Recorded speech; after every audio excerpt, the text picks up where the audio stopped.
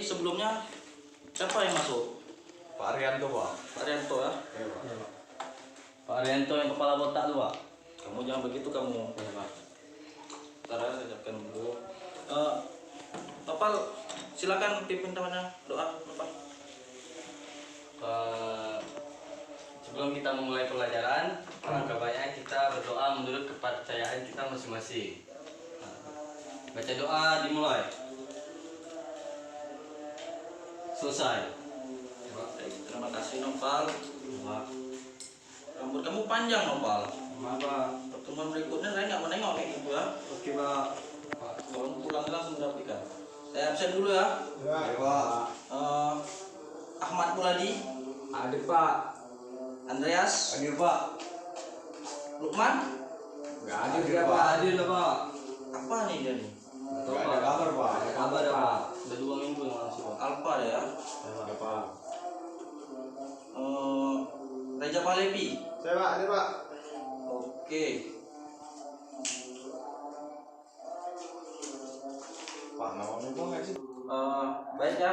Assalamualaikum warahmatullahi wabarakatuh. Waalaikumsalam warahmatullahi wabarakatuh.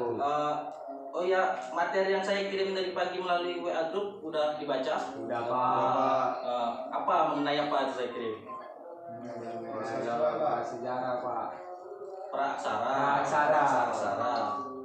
Sebelumnya udah pada mengerti? Belum, Pak.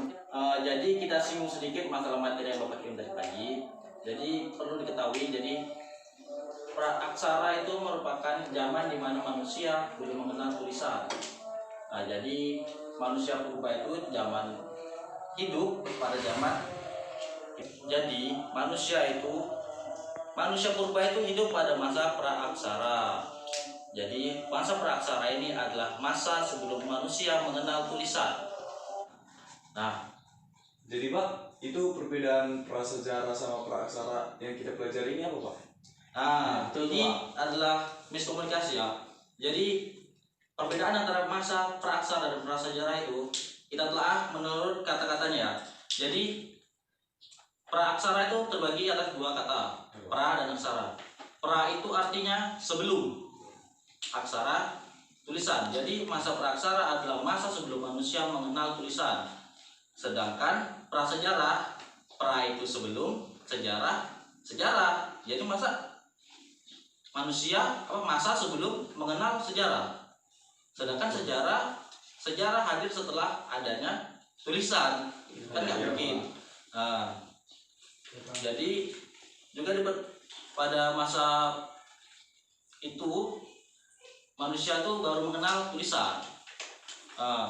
Kemudian ada juga teknologi-teknologi yang diciptakan oleh manusia praaksara tersebut.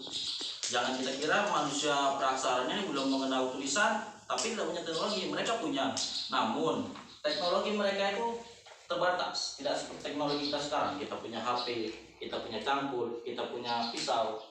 Teknologi-teknologi mereka itu memanfaatkan hasil-hasil alam. Bisa jadi itu batu, bisa jadi itu tulang, seperti itu. Ini Bapak mempunyai contohnya ya, seperti ini. Nah, ini merupakan alat atau teknologi dari manusia praaksara berupa batu yang dijadikan sebuah kapak. Bisa dijadikan itu sebagai alat berburu, bisa sebagai alat memasak, dan lain-lain. Nah, ini yang terbuat dari tulang. Bisa dipahami ya? Ya, Pak.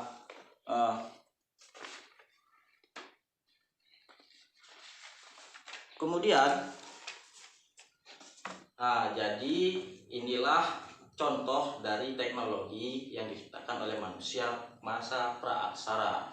Jadi kan gambar yang Bapak tunjukkan tadi adalah batu-batu yang digunakan oleh manusia praaksara. Jadi batu tersebut digunakan hanya untuk berburu saja, Pak? Apakah ada fungsi yang lain seperti itu, Pak? Oh, baik. Jadi fungsinya itu nggak hanya sekedar alat berburu saja, tentunya. Apalagi kalian pernah melihat kan kalau di film-film itu manusia purba itu menggunakan batu sebagai alat penerangan. Mereka menciptakan api dari percikan batu. Pernah melihat bukan? Ya, Nah, kenapa? Di film combo. SpongeBob kan? Nah, jadi itu juga merupakan bagian dari teknologinya, fungsi dari batu. Baik, Pak. Kurang lebih seperti itu. Baik, Pak. Terima kasih, Pak. Ya sama-sama Nopal. Selain itu, Bapak pun merasa gini, manusia-manusia praksara ini termasuk kreatif dalam pemikirannya. Mereka bisa memanfaatkan seperti tulang, bebatuan sebagai alat yang bisa digunakan untuk mereka, untuk membantu mereka pada masa itu. Kan untuk orang yang kita katakan pada materi sebelumnya kita katakan memiliki volume otak yang kecil, mampu berpikir seperti itu, berarti mereka menggunakan pengalaman mereka sebagai pedomannya. Mereka menggunakan tulang hasil hewan berburu, mereka gunakan sebagai tombak.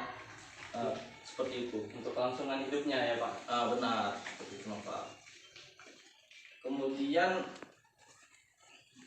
apa penemuan-penemuan dari teknologi-teknologi yang ditemukan oleh manusia purba ini biasanya diantara pantai-pantai atau sumber air ya, yang memiliki gua-gua sebagai tempat mereka hidup. Karena kita ketahui pada masa itu manusia praaksara hidup secara nomaden atau berpindah-pindah. Jadi kalau kita lakukan pembahasan terlalu mendalam mengenai manusia praaksara ini, saya rasa tidak akan ada habisnya. Karena ini terjadi di seluruh dunia dan ada di seluruh dunia, tidak hanya di Indonesia. Nah, nanti jika ada waktu minggu depan lah ya, kita akan bahas lebih lanjut mengenai ini. Karena tadi Bapak terlambat, jadi kita tidak punya waktu. Saya rasa itu dapat dipahami ya semuanya. Ya, Pak. Oke lah, itu bel udah bunyi juga. Kemasin barang-barang kalian, tas-tas kan. Ya, Pak. Alat tulis dimasukkan ke dalam tas. Ya Bapak akhiri, wabillahi taufiq wal hidayah. Assalamualaikum warahmatullahi wabarakatuh. Waalaikumsalam.